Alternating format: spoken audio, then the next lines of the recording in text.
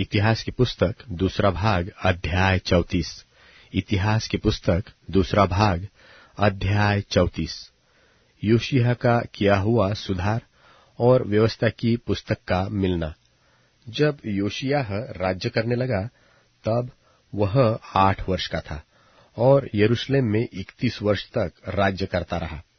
उसने वह किया जो यहोवा की दृष्टि में ठीक है, और जिन मार्गों पर उसका मूल पुरुष दाऊद चलता रहा उन्हीं पर वह भी चला करता था, और उससे न तो दाहिनी ओर मुड़ा और न बाईं ओर, वह लड़का ही था।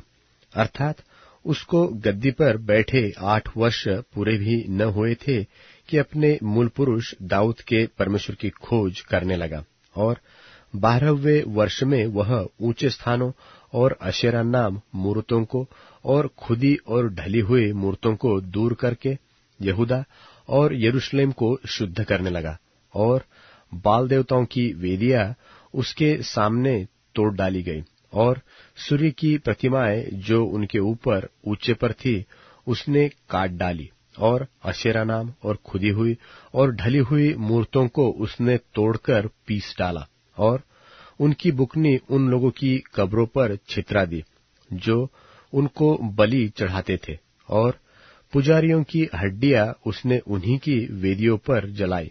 यो उसने यहूदा और यरूशलेम को शुद्ध किया। फिर मनश्शे, एप्रैम और शिमोन के बरन नप्ताली तक के नगरों के खंडहरों में उसने वेदियों को तोड़ डाला, और अशेरा नाम और खुदी हुई मूर्तों को पीसकर बुकनी कर डाला, और इस्राएल के सारे देश की सूर्य की सब प्रतिमाओं को काटकर यरूशलेम को लौट गया। फिर अपने राज्य के 18वें वर्ष में जब वह देश और भवन दोनों को शुद्ध कर चुका, तब उसने असल्याह के पुत्र शापान और नगर के हाकिम मासेयाह और योआहाज के पुत्र इतिहास के लेखक योआज को अपने परमेश्वर यहोवा के भवन की मरम्मत करने के लिए भेज दिया। सो उन्होंने हिल्किय्याह महायाजक के पास जाकर जो रुपया परमेश्वर के भवन में लाया गया था, अर्थात जो लेवीय दरबानों ने मनश्शियों, एप्रैमियों और सब बचे हुए इस्राएलियों से और सब यहूदियों और बिन्यामीनियों से और यरूशलेम के निवासियों के हाथ से लेकर इकट्ठा किया था, उसको सौंप दिया। अर्थात उन्होंने उसे उस काम करने वालों के हाथ सौंप दिया जो यहोवा के भवन के काम पर मुखिए थे, और यहोवा के भवन के उन काम करने वालों ने उसे भवन में जो कुछ टूटा फूटा था उसकी मरम्मत करने में लगाया। अर्थात उन्होंने उसे बढ़इयों और राजाओं को दिया कि वे गढ़े हुए पत्थर और जोड़ों के लिए लकड़ी मोल ले, और उन घरों को पाटे जो यहूदा के राजाओं ने नाश कर दिए थे। और वे मनुष्य सच्चाई से काम करते थे, और उनके अधिकारी मरारियह, यहत और ओबद्याह, लेवीय और कहाती, जकरियाह, मशुल्लाम काम चलाने वाले और गाने बजाने का भेद सब जानने वाले लेवीय भी थे।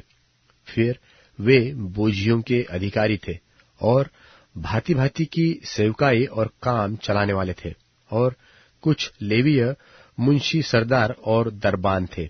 जब वे उस रुपये को जो यहोवा के भवन में पहुंचाया गया था निकाल रहे थे, तब हिल्किय्याह याजक को मूसा के द्वारा दी हुई यहोवा की व्यवस्था की पुस्तक मिली। तब हिल्किय्याह ने शापान मंत्री से कहा, मुझे यहोवा के भवन में व्यवस्था की पुस्तक मिली है। तब हिल्किय्याह ने शापान को वह पुस्तक दी।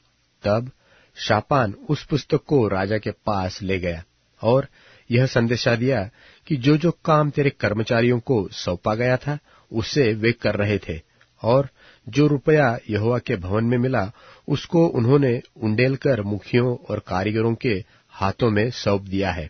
फिर शापान मंत्री ने राजा को यह भी बता दिया कि हिल्किय्याह याजक ने मुझे एक पुस्तक दी है। तब शापान ने उसमें से राजा को पढ़कर सुनाया।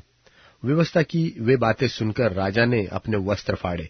फिर राजा ने हिल्किय्याह, शापान के पुत्र अहीकाम, मिका के पुत्र अब्दोन, शापान मंत्री और असायाह नाम अपने कर्मचारियों को आज्ञा दी कि तुम जाकर मेरी ओर से और इस्राएल और यहूदा में रहने वालों की ओर से इस पाई हुई पुस्तक के वचनों के विषय यहोवा से पूछो, क्योंकि यहोवा की बड़ी ही जलजलाहट हम पर इसलिए भड़की है कि हमारे पुरखाओं ने यहोवा का वचन नहीं माना और इस पुस्तक में लिखी हुई सब आज्ञाओं का पालन नहीं किया।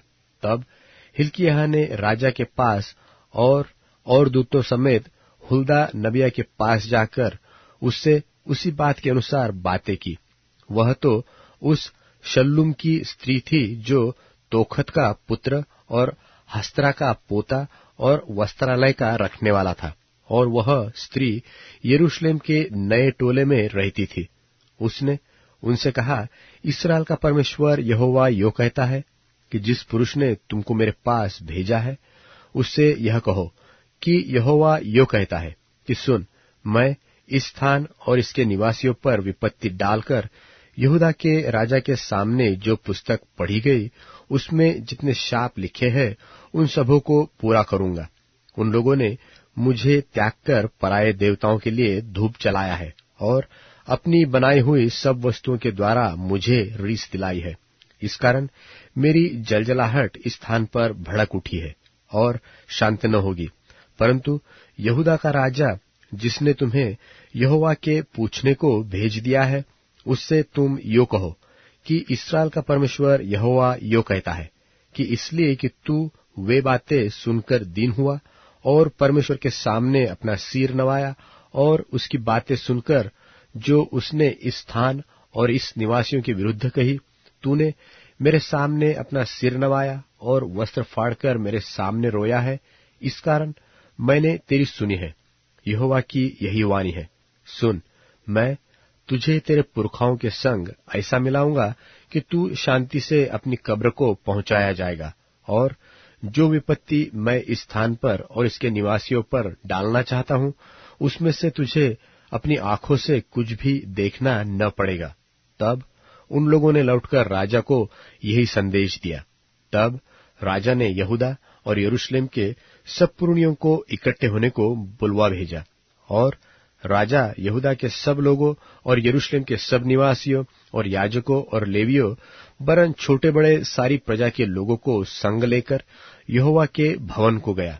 तब उसने जो वाचा की पुस्तक यहोवा के भवन में मिली थी उसमें की सारी बातें उनको पढ़कर सुनाई। तब राजा ने अपने स्थान पर खड़ा होकर यहोवा से इस आशय की वाचा बांधी कि मैं यहोवा के पीछे पीछे चलूंगा और अपने पूर्ण मन और पूर्ण जीव से उसकी आज्ञाएं, चितौनियां और विधियों का पालन करूंगा, और इन वाचा की बातों को जो इस पुस्तक में लिखी है पूरी करूंगा। और उसने उन सबों से जो यरूशलेम में और बिन्यामीन में थे वैसी ही वाचा बंधाई, और यरूशलेम के निवासी परमेश्वर जो उनके पितरों का परमेश्वर था उसकी वाचा के अनुसार करने लगे। और योशिय्याह ने इस्राएलियों के सब देशों में से सब घिनौनी वस्तुओं को दूर करके जितने इस्राएल में मिले उन सबों से उपासना कराई, अर्थात उनके यहोवा परमेश्वर की उपासना कराई, और उसके जीवन भर उन्होंने अपने पूर्वजों के परमेश्वर यहोवा के पीछे चलना न छोड़ा।